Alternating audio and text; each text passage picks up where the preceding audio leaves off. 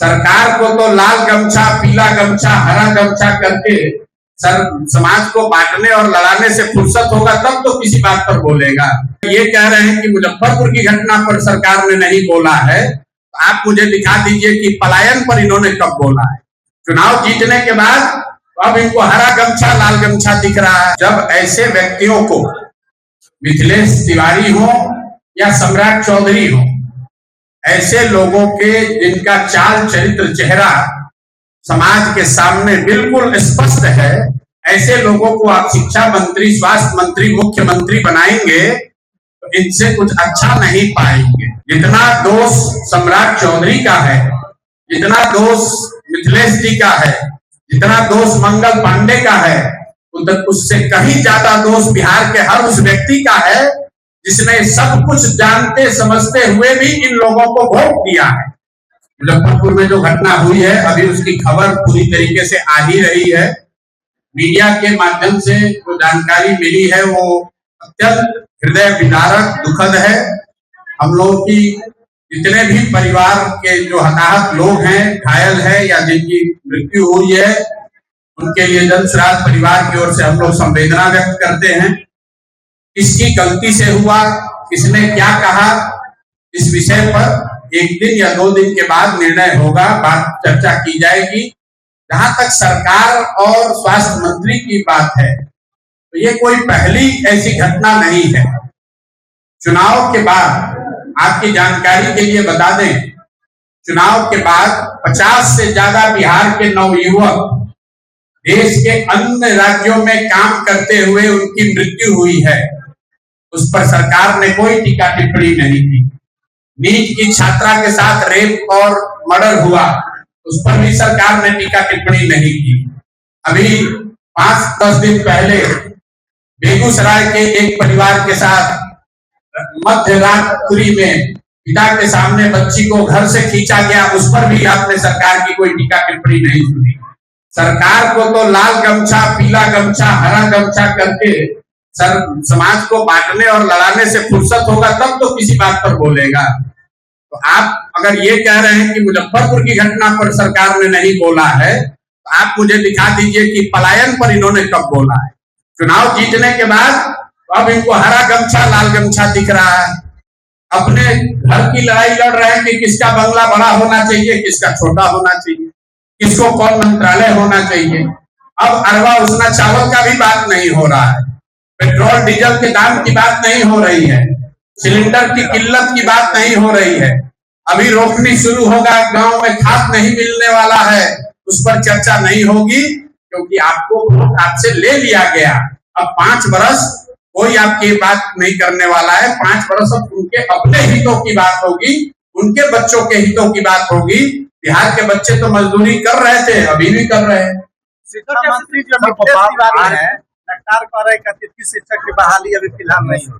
मेरे भाई, जब ऐसे व्यक्तियों को, मिथिलेश तिवारी हो या सम्राट चौधरी हो, ऐसे लोगों के जिनका चाल चरित्र चेहरा समाज के सामने बिल्कुल स्पष्ट है, ऐसे लोगों को आप शिक्षा मंत्री, स्वास्थ्य मंत्री, मुख्यमंत्री बनाएंगे तो इनसे कुछ अच्छा नहीं पाएंगे। जितना दोष सम्राट चौधरी का है, जितना दोष मिथिलेश जी का है, जितना दोष मंगल पांडे का है, उससे कहीं ज्यादा दोष बिहार के हर उस व्यक्ति का है जिसने सब कुछ जानते समझते हुए भी इन लोगों को वोट दिया है। अगर आपने वोट गलत दिया है तो आपके साथ गलत ही होगा। और जनसुराज यही बात तो 3 साल से बता रहा है कि बोइएगा बबूल तो आंख नहीं खाइएगा। आपने गलत को चुना है तो गलत ही होगा। आरबीआई सोना जो मामला है, क्या है? आरबीआई सोने का जो मामला है वो ब्लूमबर्ग न्यूज के हवाले से खबर आई थी। मुझे लगता है कि वो न्यूज एजेंसी की गलती है। हालांकि सरकार ने अपनी ओर से स्पष्टीकरण जारी किया है। वो सरकार का जो सोने का भंडार है, जो सामान्यतः लोगों की भाषा में समझिए इमरजेंसी के लिए है कि देश पे कोई आर्थिक संकट आ जाए तो इसलिए सोने का भंडार होता है। सरकार ने वो आंकड़ा जारी किया है। 880 टन करीब सोना है, वो सरकार के पास उतना ही है, उसको बेचा नहीं है। उसका वैल्यू कम हुआ है। क्योंकि सोने का दाम कम हुआ तो उसका वैल्यू कम हुआ, तो किसी से गलती हुई है, किसी न्यूज एजेंसी से। लेकिन वो जो खबर चली है और लोगों में जो चर्चा चल रही है, ये कहीं ना कहीं समाज में जो आर्थिक स्थिति को लेकर, रुपए की गिरती हुई कीमत को लेकर, बेरोजगारी को लेकर, महंगाई को लेकर जो घबराहट है, उसी का परिणाम है कि गलत खबर भी चल गया कि सरकार सोना बेच दी तो लोग घर घर बात करने लगे। स्थिति खराब है, आर्थिक स्थिति खराब है। आप किसी भी गांव में जाइए, इसके लिए आपको इकोनॉमिस्ट होने की जरूरत नहीं है। आप किसी भी गांव में जाएंगे तो वहां जो नवयुवक है, जो किसान है, जो मजदूर है, वो पिछले 10 वर्ष में उसकी आर्थिक स्थिति बिगड़ी है।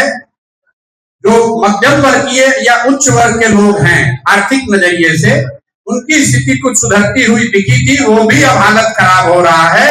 क्योंकि अभी जो ईरान से लड़ाई शुरू हुई है, उसके बाद से देश में अर्थव्यवस्था डगमगाता हुआ दिख रहा है। मैं कोई अर्थशास्त्री नहीं हूं, मैं इन विषयों का विशेषज्ञ नहीं हूं, लेकिन जो हम लोग पढ़ रहे हैं, देख रहे हैं, उससे लग रहा है कि भारत में आर्थिक स्थिति बिगड़ने वाली है। ये उस खतरे की घंटी है। आने वाले समय में आपको आर्थिक संकट से गुजरना पड़ेगा। सरकार ने कहा कि सबसे बड़ा यूनिवर्सिटी बिहार में बनेगा, बिहार के मुख्यमंत्री ने कहा है।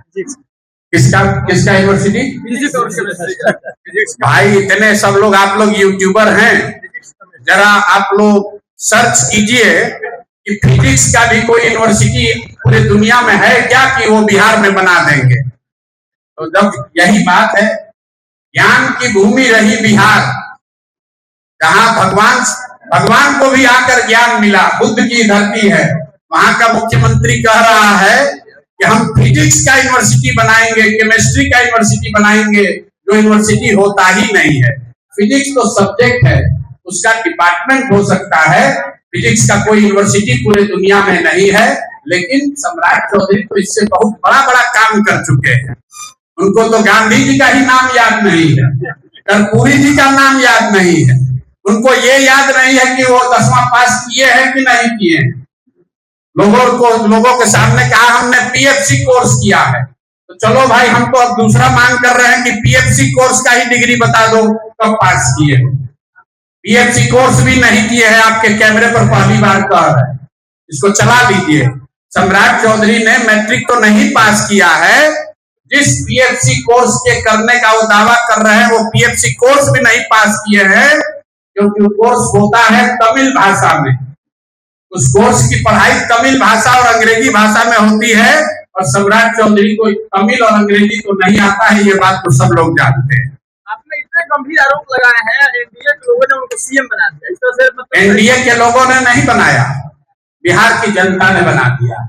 10,000 रुपए के लालच ने बना दिया, हिंदू मुसलमान की भावना में बह के लोगों ने बना दिया। अगर आपने बना दिया तो हमने गंभीर आरोप लगाए, तो उसको अगर आपने फिर से बना दिया सम्राट चौधरी जैसे व्यक्ति का, तो बिहार में लोगों की क्या दुर्दशा है।